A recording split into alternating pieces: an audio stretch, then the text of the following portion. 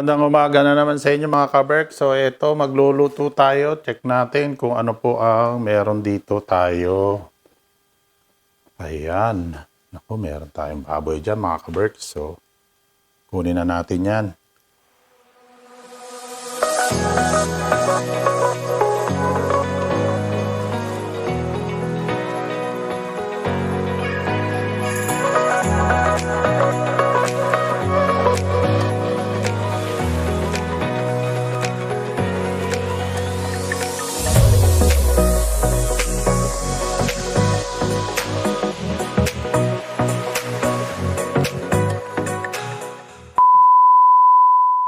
Ayan mga kaberks. So ito, kunin na natin. Alambutin muna natin mga kaberks. Siyempre, ano pa yung mga gulay natin mga kaberks. Ayan. Meron tayo rito talong. Kamatis.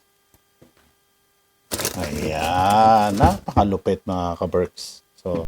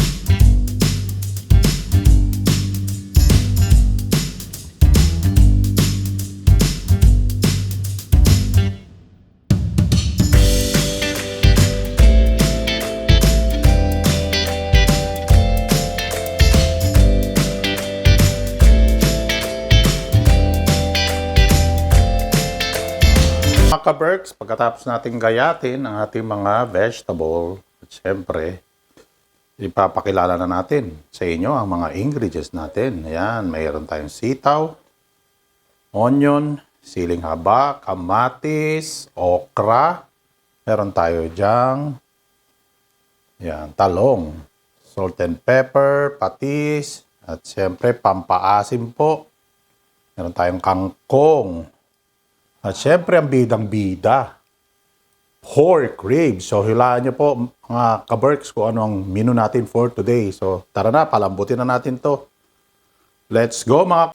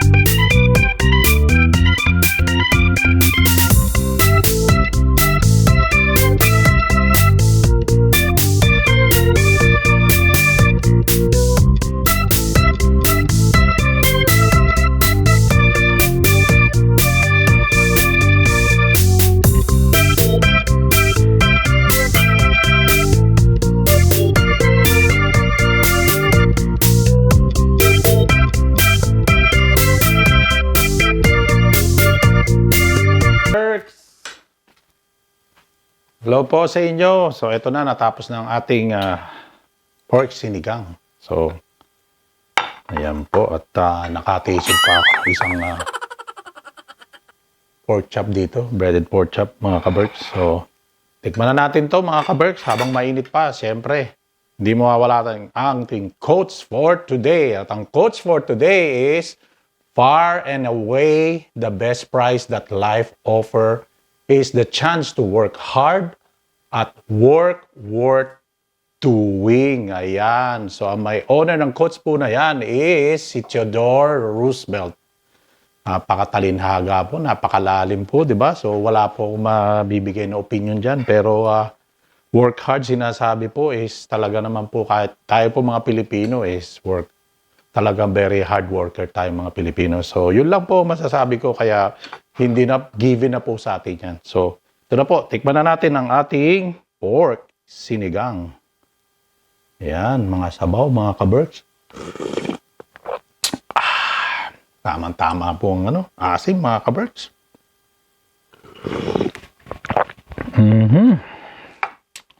Siyempre, gulay.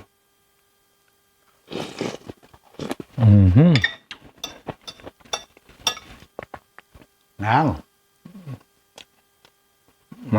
Sili pa po, kangkong, mga ka-Berks. Yan, no?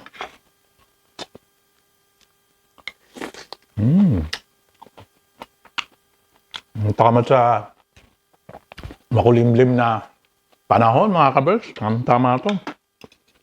Yan, pinalambot po natin ang gusto yung ating pork ribs.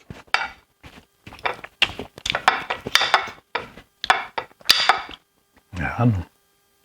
Sabaw na sabaw po, mga ka-Berks.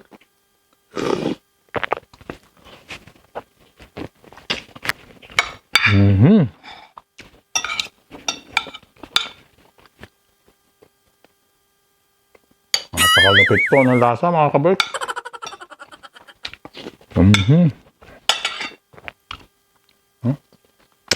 Namay ko na po.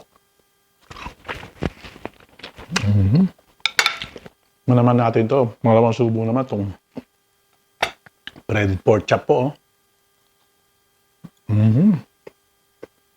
Malasa po, mga ka-Berks. Next time naman po, turo ko sa inyo paano magluto ng breaded pork chop. Yan.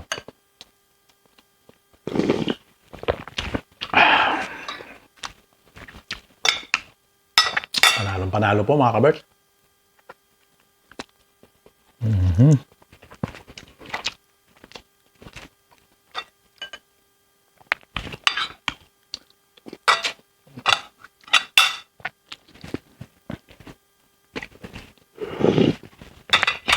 Ayan, napakasarap po talaga, mga ka-Berks. So, like, share, and subscribe. Kalida sa FP po. Hanggang sa ulitin. Bye!